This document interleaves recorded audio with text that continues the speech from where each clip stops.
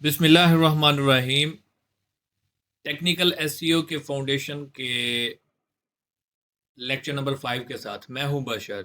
अस्सलाम वालेकुम। आज के लेक्चर में ये हमारी सीरीज अभी टेक्निकल एसईओ के ऊपर चल रही है ताकि हम टेक्निकल एसईओ के पार्ट को अच्छे से समझ सकें। तो आज के लेक्चर में हम डिस्कस करेंगे वेबसाइट स्ट्रक्चर और यूआरएल ऑप्टिमाइजेशन के बारे में। तो बिना वक्त ज़ाया किए शुरू करते हैं हम अपने लेक्चर को।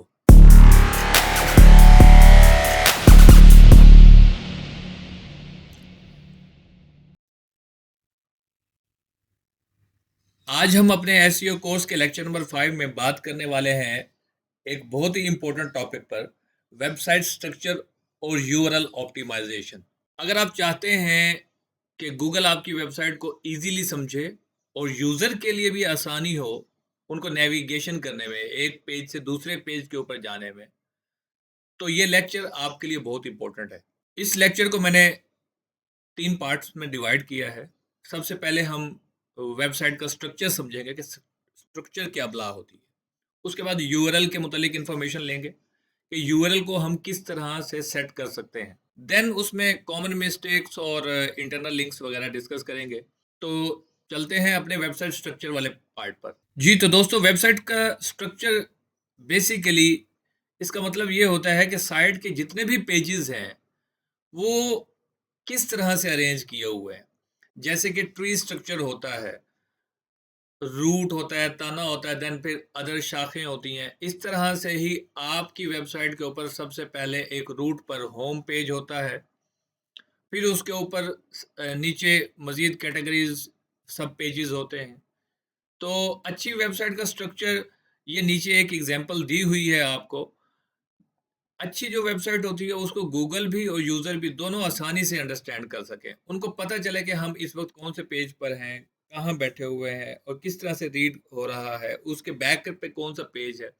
तो ये स्ट्रक्चर आपका इतना फ्रेंडली होना चाहिए कि गूगल और यूज़र दोनों के लिए, ताकि वो ईजी से अंडरस्टैंड कर सके।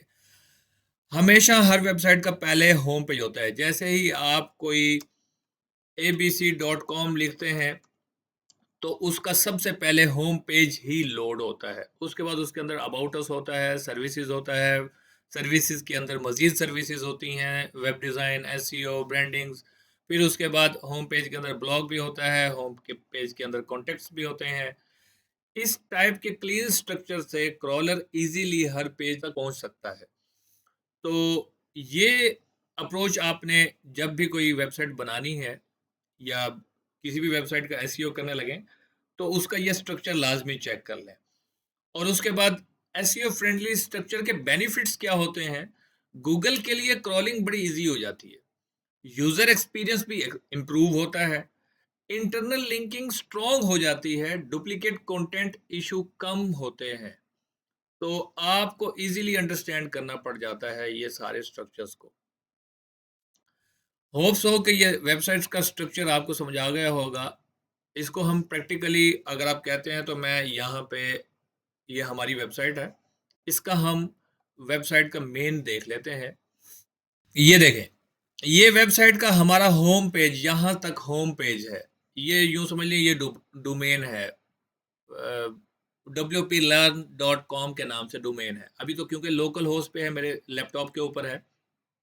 अगर लाइव होती तो ये wplearn.com के नाम से डोमेन होती।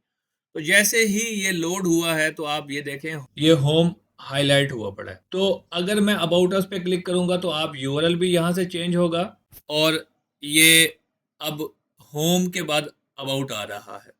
अगर मैं कोर्सेज के अंदर जाता हूँ तो कोर्सेज के अंदर मजीद ये ऑल कोर्सेज आ गए।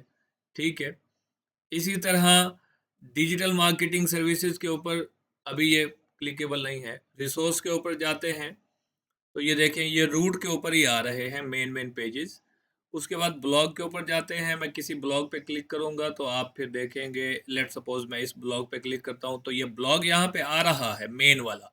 जैसे ही मैं इस पे क्लिक करता हूं तो ये देखें, ये मेन पे ही है। ठीक है, ब्लॉग के अंदर है। तो आपका यूआरएल का जो स्ट्रक्चर है वो एलिजेंट होना चाहिए, क्लीन होना चाहिए। और यूर अपना गूगल को और यूज़र को दोनों को समझने में आसानी होनी चाहिए। चलते हैं अपने यूआरएल की जानिब, जहाँ पे हम समझेंगे कि यूआरएल किस तरह से होने चाहिए। जी, तो ये टेक्निकल एसईओ फाउंडेशन का लेक्चर नंबर 5 का पार्ट नंबर 2 है, जहाँ पे यूआरएल ऑप्टिमाइजेशन हम सीखेंगे कि वो क्या होती है। अब इसमें यूआरएल ऑप्टिमाइजेशन का मतलब है कि आपके वेब पेजेस का एड्रेस जो होता है, अभी मैंने आपको एक यूआरएल दिखाया था। ये लेट सपोज मैं इस ब्लॉग पे क्लिक करता हूँ और ब्लॉग के अंदर मैं आ जाता हूँ। ये एक डमी टेक्स्ट है, डमी ब्लॉग है। तो इसके ऊपर क्लिक करता हूँ तो ये देखें, एलीट मेटिस पलाटी रिसोन, पता नहीं ये क्या लिखा हुआ है, कोई अदर लैंग्वेज है, स्पेनिश है, ये पता नहीं क्या है ये, आई डोंट नो। तो बहरहाल आपका यूआरएल मीनिंगफुल होना चाहिए। इसको कहते हैं यूआरएल, जो एड्रेस बार में दिया होता है, इसको कहते हैं यूआरएल। तो आपका यूआरएल मीनिंगफुल होना चाहिए। ऐसा नहीं होगा कि 1 2 3 4 5 6 कोई डिजिट्स डाल दें तो याद ही नहीं होंगे वो आपको। गूगल भी उसको, क्रॉलर भी उसको अंडरस्टैंड नहीं कर पाएगा, यूज़र भी अंडरस्टैंड नहीं कर पाएगा कि मैं कहाँ पे बैठा था, किधर हूँ, क्योंकि डिजिट्स याद ही नहीं होते। तो आपका यूआरएल, उसकी एक एग्जांपल मैंने ये नीचे दी हुई है। ये www.example.com/index.php, ये क्वेश्चन मार्क आईडी, ये पेज का आईडी दिया हुआ है मेरा ख्याल में। तो ये यहाँ पे ये बैड अप्रोच है, ये बैड यूआरएल है। तो आपका बेहतरीन यूआरएल जो बनता है, जो गूगल को भी समझ आए, क्रॉलर को भी समझ आए और यूजर को भी समझ आए, example.com/SEO सर्विस। तो उसको पता होगा कि मैं SEO सर्विसेज के पेज के ऊपर ही बैठा हुआ हूँ, इस वक्त रीडिंग कर रहा हूँ, तो मेरा ये सेकंड पेज। गूगल हमेशा यूजर के लिए जो ह्यूमन रीडेबल यूआरएल हो उसको प्रेफरेंस देता है। एसईओ फ्रेंडली यूआरएल की बेस्ट प्रैक्टिसेस क्या है? शॉर्ट और डिस्क्रिप्टिव यूआरएल लिखो, जितना भी हो सकता है छोटा और मीनिंगफुल होना चाहिए। जैसे कि एग्जांपल है about us, instead of about our company history page, इतना लंबा चौड़ा लिखने की जरूरत ही नहीं है आपको। अबाउट कंपनी या अबाउट अस, दैट्स इट। ये छोटा छोटा होना चाहिए, ज्यादा लंबा चौड़ा नहीं होना चाहिए। मेन प्राइमरी कीवर्ड डाल दें। उसके बाद प्राइमरी कीवर्ड इंक्लूड करो। यूआरएल में रेलिवेंट कीवर्ड होना चाहिए, यानी कि लेट सपोज अगर आपके डिजिटल मार्केटिंग की सर्विसेज दे रहे हैं तो आपका लेट सपोज ये वाला कीवर्ड है, तो आप डिजिटल मार्केटिंग सर्विसेज, ये पूरा यूआरएल बन जाता है। ठीक है। नंबर 3 पर है हाइफन यूज करना है, अंडरस्कोर कभी ना यूज कीजिएगा। अंडरस्कोर या कोई और सिंबल बिल्कुल यूआरएल में आपने यूज नहीं करना। आपने अच्छा बनाने के लिए, क्योंकि यूआरएल के अंदर स्पेस तो होती नहीं है, तो स्पेस की जगह आपने डैश यूज करना है, हाइफन यूज करना है इसको। ये देखें कितना खूबसूरत सा उसने हाइफन डाल के स्पेस दी हुई है और रीडेबल है। उसके बाद लोअर केस यूआरएल होने चाहिए। कोशिश करना है कि कैपिटल वर्ड्स इसमें ना डालें, यूआरएल लोअर केस ही डालें, स्मॉल वर्ड्स हो, सारे के सारे लेटर्स स्मॉल हो। उसके बाद है point number 5, stop word avoid करो। लाइक एंड लिखना है, दी लिखना है, ऑफ लिखना है, और लिखना है, ये इस तरह के वर्ड्स आपने बिल्कुल यूआरएल में नहीं डालने। अननेसेसरी लंबा हो जाएगा, लंबा चौड़ा बन जाएगा। ये अननेसेसरी वर्ड है, यूआरएल को लंबा करते हैं। तो आपने कोशिश करना है कि short short short short URL होगा, मीनिंगफुल होगा। पॉइंट नंबर 6 है कैटेगरी स्ट्रक्चर मेंटेन होना चाहिए। लेट सपोज अगर ब्लॉग है तो ब्लॉग के अंदर सब पेजेस होना चाहिए एसईओ टिप्स। ठीक है। अगर ई कॉमर्स है तो शॉप के अंदर शूज, नाइकी, ये सीक्वेंस से पहले शॉप है, शॉप के अंदर कैटेगरीज है शूज की, शूज के अंदर कैटेगरी है ब्रांड की। तो इस तरह से सीक्वेंस से स्लैशेस होने चाहिए आपके, और सब पेजेस को कैटेगराइज स्ट्रक्चर में, जैसे ये मैंने यहाँ पे स्ट्रक्चर बताया था, तो इस स्ट्रक्चर में खूबसूरत सा आपको, अगर सर्विसेज हैं सर्विसेज के अंदर सब सर्विसेज होनी चाहिए। ठीक है। तो ये हमारा पार्ट नंबर 2 हो गया। चलते हैं अपने पार्ट नंबर 3 की जाने। जी, तो टेक्निकल एसईओ के लेक्चर नंबर 5 के पार्ट नंबर 3 के अंदर है हम और इसमें हम समझेंगे इंटरनल लिंकिंग और नेविगेशन में डिफरेंस क्या है, ये क्या होते हैं।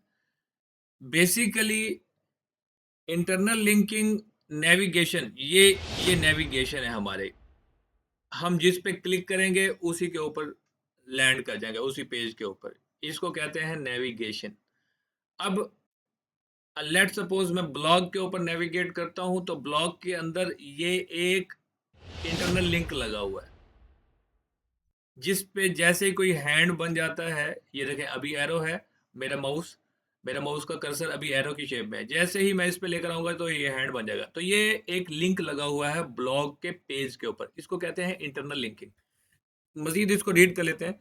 वेबसाइट का नेविगेशन मेन्यू सिंपल और क्लीन होना चाहिए। हर इंपॉर्टेंट पेज को होम पेज से 3 क्लिक के अंदर एक्सेस किया जा सके। इंटरनल लिंक्स से रिलेटेड पेजेस को आपस में कनेक्ट किया जाए। ऐसा ना हो कि शॉप के अंदर आपने ब्रांड डालना था तो अब वहां पे आपने ब्लॉग डाल दिया, और ब्लॉग के अंदर आपने शॉप का कोई प्रोडक्ट डाल दिया। तो कोशिश करें कि इंटरनल लिंकिंग रिलेटेड पेजेस को ही कनेक्ट करवाएं, और ये गूगल को आपकी कंटेंट हायरार्की समझाने में हेल्प करता है। ठीक है, अगर आपका पेज कीवर्ड रिसर्च है तो उसमें ऑन पेज एसईओ या कंटेंट ऑप्टिमाइजेशन का इंटरनल लिंक जरूर दें। ठीक है, ये एक एग्जांपल आ गई है आपके पास। जैसे कि मैंने ऊपर भी बताया, अगर शॉप है तो शॉप के अंदर ब्रांड्स एंड कैटेगरीज के लिंकिंग, इंटरनल लिंकिंग होनी चाहिए। ठीक है, ऐसा ना हो कि शॉप के अंदर आप ब्लॉग डाल दें। अगर ब्लॉग है तो ब्लॉग के अंदर प्रोडक्ट डाल दें, ऐसा बिल्कुल नहीं होना चाहिए। अगर आपकी शॉप है तो शॉप के अंदर प्रोडक्ट का पेज या फिर कैटेगरीज या फिर ब्रांड्स डालने चाहिए। ब्लॉग व्लॉग आर्टिकल उसमें नहीं डलेंगे। तो अब इसमें कॉमन मिस्टेक पर बात कर लेते हैं। तो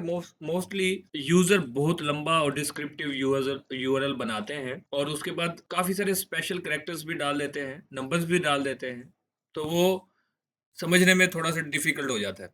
ब्रोकन इंटरनल लिंक्स होते हैं। काफी सारे ऐसे पेजेस होते हैं जो इंटरनल लिंक प्रॉपरली नहीं बनाते, तो वो ब्रोकन हो जाते हैं, उनको ब्रोकन लिंक्स कहते हैं। Multiple versions, same duplicate issues हो जाते हैं, सेम डुप्लीकेट यूआरएल बनाते हैं। ठीक है, तो उसमें कोशिश करें कि आपका पेज का टाइटल भी और यूआरएल भी डिफरेंट होना चाहिए। अब इसके लिए आप प्लगइन जो मैं रिकमेंड करता हूँ, यॉस का है, रैंक मैथ का है, जो अगर आप वर्डप्रेस में काम करते हैं। अगर आप कस्टम काम कर रहे हैं, कोई बड़ी वेबसाइट है कस्टमाइज बनी हुई है, तो आप डेवलपर के साथ कोऑर्डिनेट कर सकते हैं। अदरवाइज अगर आप किसी वर्डप्रेस की वेबसाइट पे बात करना चाहें, तो वर्डप्रेस के अंदर ये 2 3 4 5 6 यूआरएल अपना प्लगइन्स हैं। मैं मोस्टली यॉस को यूज करता हूँ, आप रैंक मैथ भी यूज कर सकते हैं, और भी बहुत सारे प्लगइन्स हैं जो आप रिसर्च कीजिएगा। अगर आपको सूटेबल लगते हैं तो आप वो कर लीजिएगा, आपको आसान लगते हैं तो आप वो कर लीजिएगा।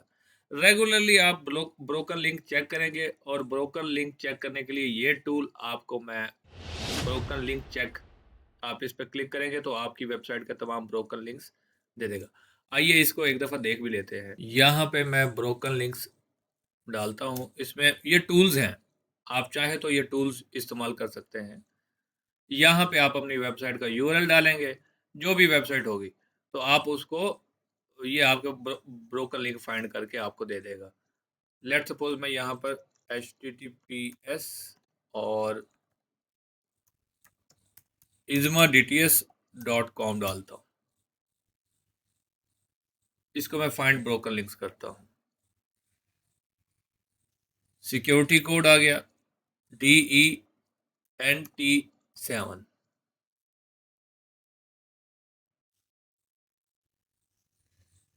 DC है, DC, बल्कि अब चेंज हो गया है, N8DJM, N8DJM मैं फाइंड करवाता हूँ, अब बेहतर है। अब ये सबमिट करना उसने शुरू कर दिया है। सबमिट करेगा, थोड़ी देर के बाद ब्रोकन लिंक चेक करेगा कितने ब्रोकन लिंक हैं, वो यहाँ पर आपको थोड़ी देर के बाद स्टेटस बता देगा। तो ऐसे आप अपने ब्रोकन लिंक देख सकते हैं, और उसके बाद उसको फिक्स कर सकते हैं। अब ये देखें, ये एक बैड यूआरएल बना हुआ है, ब्रोकन लिंक्स है। ठीक है, इसको भी हमें सेट करना पड़ेगा।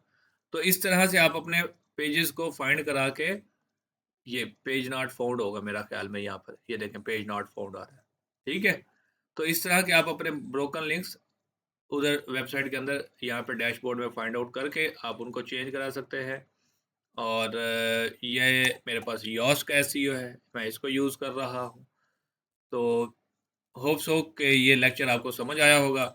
थोड़ा सा कंक्लूजन वाली साइड पर आते हैं कि हमने सीखा क्या और समझा क्या। जी, तो इस लेक्चर में हमने समझा कि एक एसईओ फ्रेंडली वेबसाइट स्ट्रक्चर और ऑप्टिमाइज्ड यूआरएल गूगल और यूजर दोनों के लिए रोड मैप का काम करते हैं। अगर आपने साइट स्ट्रक्चर सही प्लान कर लिया तो रैंकिंग इंप्रूव करना बहुत ही इजी हो जाता है। तो यहाँ तक उम्मीद करता हूँ आपको कंप्लीट वेबसाइट स्ट्रक्चर और यूआरएल ऑप्टिमाइजेशन की समझ आ गई होगी।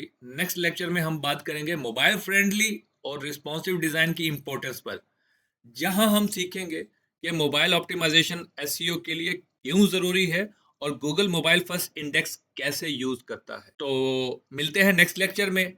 मुझे दीजिए इजाजत। अपना और अपने रिश्तेदारों का, प्यारों का ख्याल रखिएगा। नेक्स्ट लेक्चर तक अल्लाह निगहबान।